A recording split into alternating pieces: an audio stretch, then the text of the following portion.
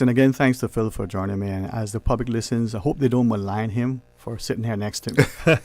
But what he emphasized that is important, unlike the parties that may have, let's say, a $40,000 amount per candidate, if you got 10 candidates or you got 12 candidates, you got almost $500,000 to spend amongst a bunch of you, right? The law indicates a specified amount that you should not exceed. We don't have that budget, and by pooling, by trying to show the populace that no matter the district you're in, you're all affected by those who are elected. Let's try to work together. It could be Phil and I, it could be Phil and somebody else, it could be me and somebody else. We got to work together for the country, right? And whatever the views, if the intent and the objective is for the same outcome, it's essential that we be able to do that. We can do that because we're independents. We're not two parties aligning or backdoor dealing or horse trading. No. Saying that to say that for the agenda, I would want to advocate a genuine sense of not just inclusion, but a united approach to bringing this country to a space where we are our brother's keeper. The Christ Project is one of three sort of legs. I always believe that the three-legged stool is much better than a unicycle. I can stand on one foot and balance myself, but probably never as good as my father could. But if I put the second foot down, I'm not any heavier, I just more balance. But if I have, people who are, what they said, that three-strand rope, it's much stronger than one single strand. Mm-hmm. The Christ Project is simply an initiative called the community helping to restore itself through spiritual togetherness. It's not about religion. It's about coming together. And it's an initiative that we're going to want to foster the unity, demonstrate the resilience through the shared values and the collective action of the community. All hands on deck. Nobody quitting, running and hiding. Nobody feel that they're not supported, but nobody feeling that they're so overwhelmed that they don't have.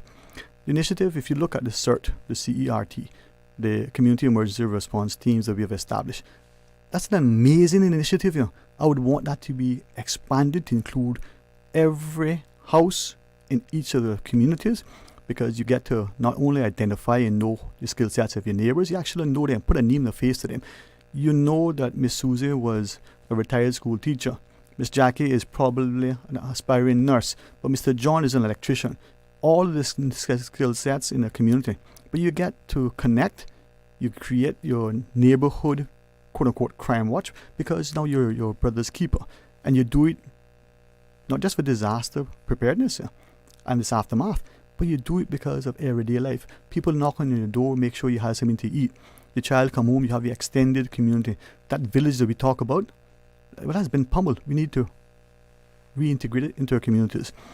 But there are important things that touch and concern the lives of people.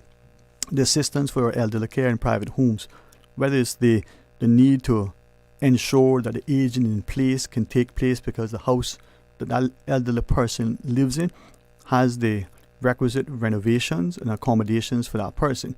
That gives that person dignity, a sense of independence. It takes off significant costs of government through added expenditure to provide for that person directly through some home. But maybe the community may want to develop a space where our elderly can congregate, fellowship, and feel a sense of appreciation and purpose. But we want to look more beyond that and recognize that there are certain members of a community that may have not been given the access, the resources, the respect that they deserve. One of the things as a capital project that I think the country needs to make as a priority is the construction. We need to build a purpose-built facility for the clients at the Sunrise Adult Training Center. We can expand the Golden Age home in West Bay. Now, with that, we do a number of things that could and perhaps should be driven by the establishment of a district council. We don't need for legislation to come into play. We can have a working group. That district council would give the elected parliamentarian not only immediate and direct access to what a community wants, but a mandate to work for the interest of the community. I'll give us an example, in West Bay South in particular, but it's across the entire country. There are many private roads, right, where we as the homeowners in the backlands, we as the public traverse, we believe those roads are public because we've been using those roads. It's only when you want to apply the planning to put some building on it, you decide to sell it, or sadly, when there is a need for some sort of utility to come in to that space, CUC or your water or whatever, and you need to legally go over that property, you need the permission of the individual who owns that road, quote unquote. And it's only then that you realize, oh, wait a minute, this isn't a road. Doesn't matter how long you've used it. Doesn't matter whether you have in your mind acquired a prescriptive right. If that's not legally registered, there's an issue, legally speaking. It can create friction, right? A lot of discord. What I said, a big pile of argument over something that everybody assumed was something when, in fact, legally, it is not. I want government to take an inventory of those roads and acquire them, start properly maintaining them, so that those private roads become available for public use, not to displace nor disrespect the private landowner. But we all know a little piece of road looks like a road, we drive over it like a road, but when we go over it, nobody says anything until somebody says something. Simple things like that are not simple, they're significant. The two docks in West Bay, one in Morgan's Harbour, it's a disgrace. It is time to stop talking, it's time to start doing.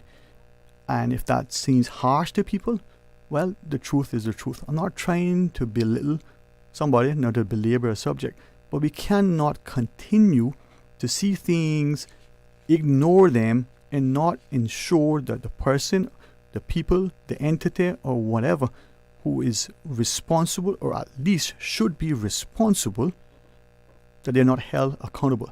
That's step one. Step two, let's get it done.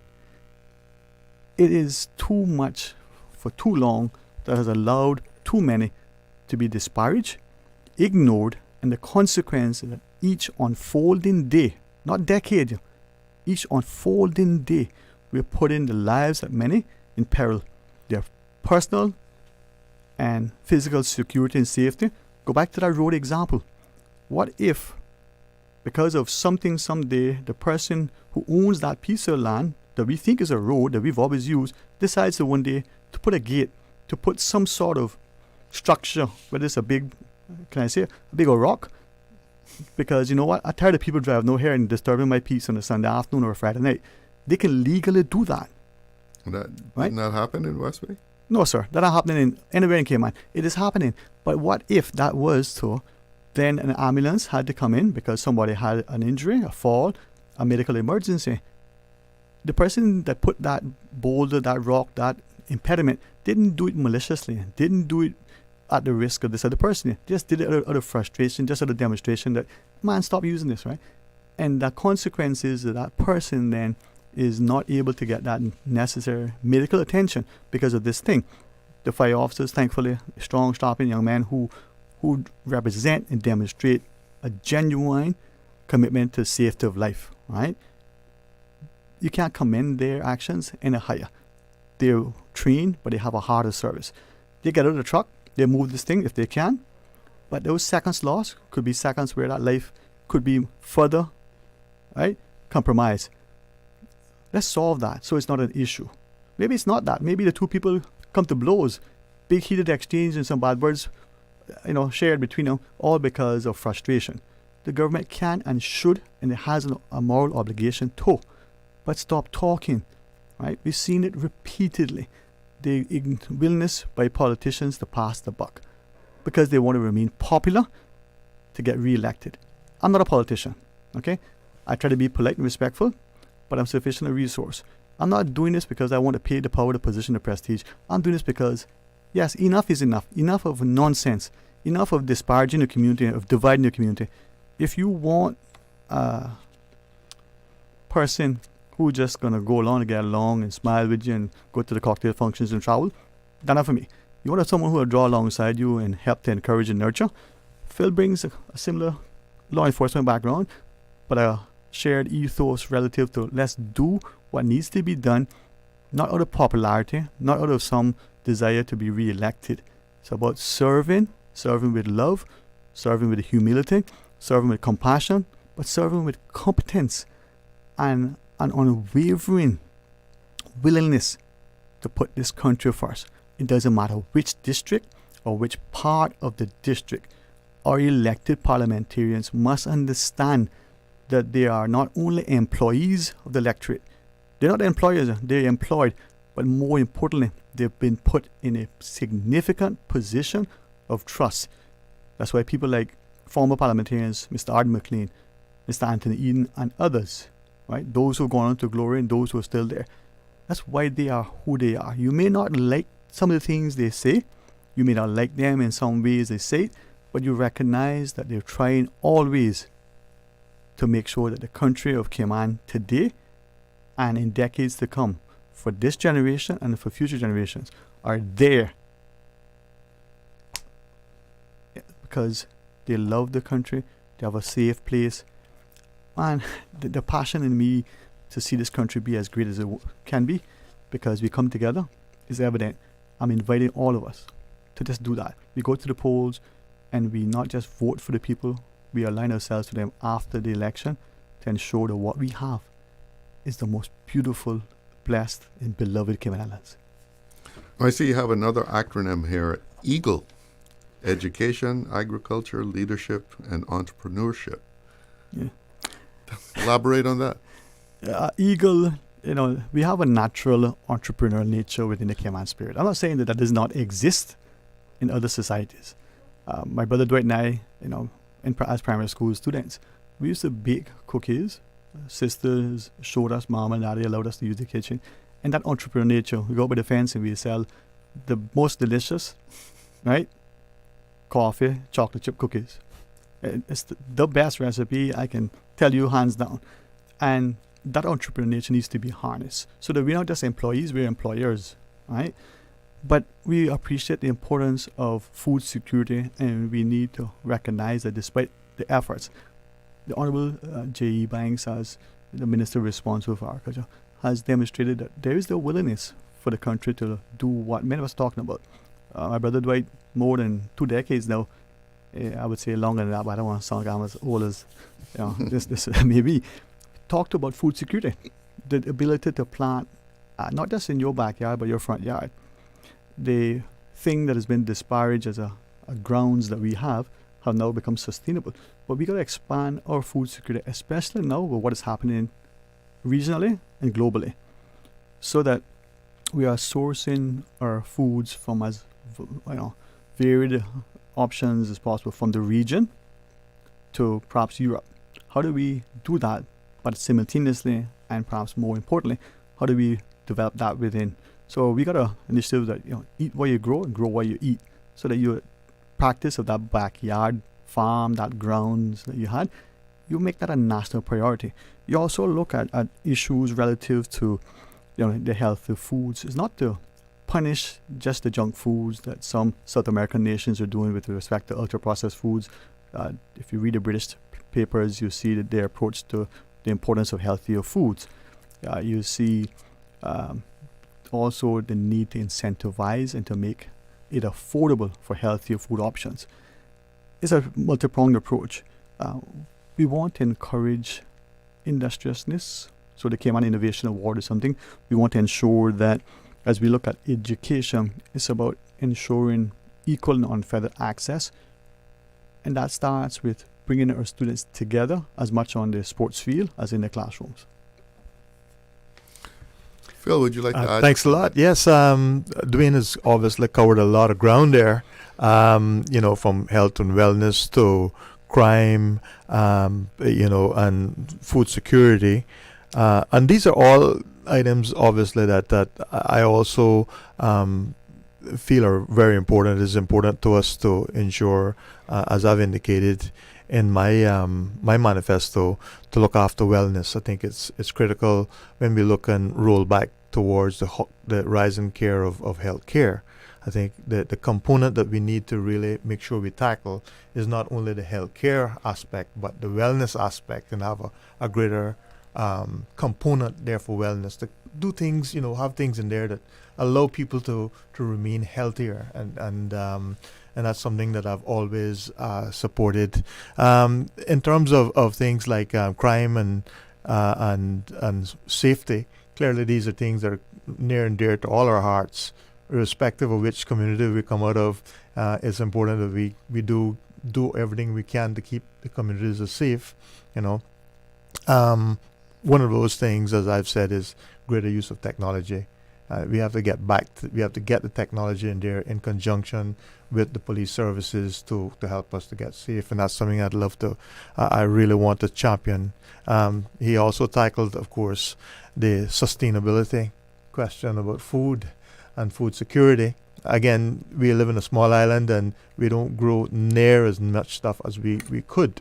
When you look at some of the developed countries like the Dutch, for example, they have a limited land space and much of it is reclaimed land, but they've managed to be one of the major, food providers on that side of the world. And so, as we look at our position here, being a small island, I think that we need to look at technology and the way things are being done now in order to enhance our own food security. So yes, good points, and certainly I think that there's a lot of fodder there for thought, and I'd love to help to champion those things as when elected.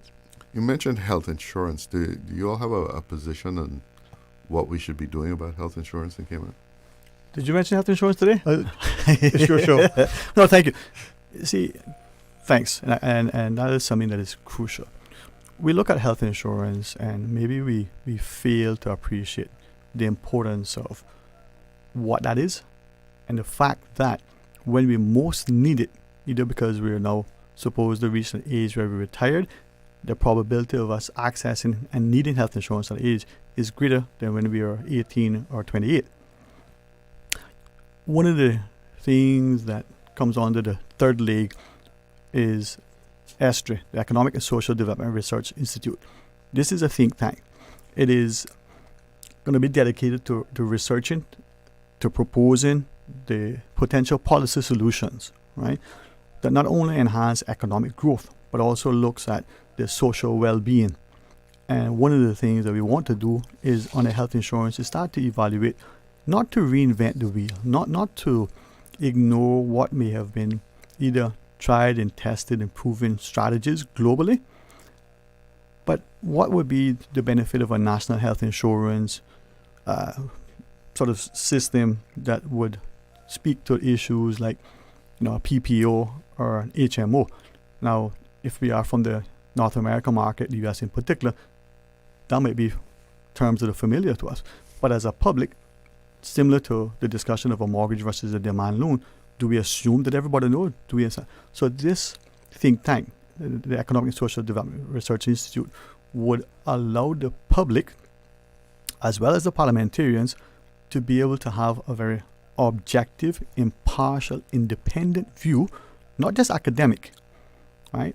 Put forward in the public domain for critique, for consumption, for its views to help to inform the agenda relative to what the country should be doing.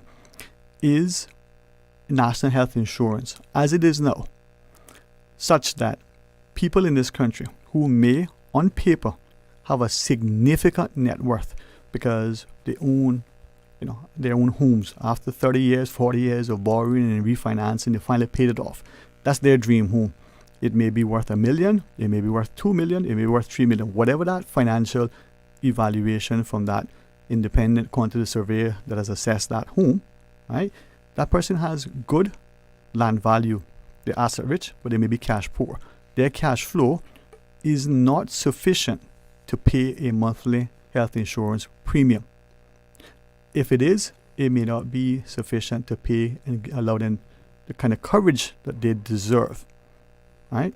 But even if they could pay it, they're getting what they deserve, it may so significantly compromise their remaining funds that they can't live a dignified, loving, respected life to enjoy their fruits of their labors for the last 40, 50 years of working. Why are we then saying to that person that now you are disrespected and you have to be declared? And I'm glad that we're trying to find a way to do it, but it's ad hoc, right? We call them medically indigent. The word indigent, no matter what the qualifier, is not a word that we should be using to describe our people. So why don't we look at a way to ensure not just free healthcare for our young people, not just a school-age child, but for our elderly. Not because we are political term as socialists or whatever, but because we understand the respect and the importance of these things as a human right accruing to all of us, right? Now, with that discussion, the think tank is going to look, and I'll expound further over the next 2 weeks. This manifesto is developed to be readable and relatable. It's developed to be inclusive, but not exhaustive. And it's put out in the public domain, not just for their consumption, but for their critique. And we want to look at the idea of restorative and victim support. Because when we look at our justice system, are we truly getting what it's intended to do, so that when somebody has been negatively impacted by some crime, are we not only ensuring that that person is given sufficient support as the victim, but are we able to ensure that the thing is not repeated again, not only by that perpetrator, but by others? We got about a minute and a half left here, so what are your final points that you would like to make sure people hear? Well, thanks a lot again, Sterling. Clearly, the issues of healthcare are complicated in that it's all based upon the usage of healthcare. As I understand, it's the increased usage of healthcare that has actually driven the cost up, and therefore it seems to me that there's something more at work here than just the aspect of covering things by healthcare. It seems to me that having the component for wellness improved might in fact allow people to be a little bit healthier because of their lifestyles and so on. So there's but the think tank idea is absolutely a great one. And I'd like to thank Dwayne for the opportunity to be here. We could do another hour with you, but yes, maybe we will. And I thank Phil for coming on, because all this is an indication of what we can do if we're willing to put aside whatever differences we may have, to appreciate, just like economies of scale that the parties would have by leveraging their funds in order to have more money to market and sell themselves, to get on the media. If we collaborate, it doesn't have to be a competition. Our outcome is the same. We want a better Cayman. We have on the, my manifesto, because apparently saying we is a bad thing these days, right? I have put forward a willingness to invite, involve, and include all of us, with the understanding that if we are given the honor to be one of the 19, we have to work together. Thankfully, I have that working relationship now. I also have the willingness and the presence of mind to do it. I'm not going to be a pushover, but I'm not going to be so indignant that you're not approachable. The guy before is the guy today, except the role I'm given is a greater role of responsibility. There's a health as wellness initiative. There's a notion that at the end of the day, we need to see that our young people are empowered. There's going to be a national jobs program for the 16-year-old to the 26-year-old. That one on the cusp of graduation from high school to the one that maybe had just returned from university, whether it's at a master's level, a bachelor's level.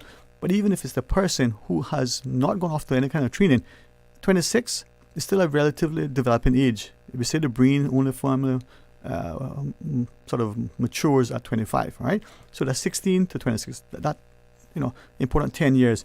And then finally, with respect to that, we've got to ensure that our students, especially the returning college student, not only have the opportunity to be incentivized to go to tertiary education, knowing that there is going to be support and education commitment for employment after, but we can do a employment and training opportunities for them.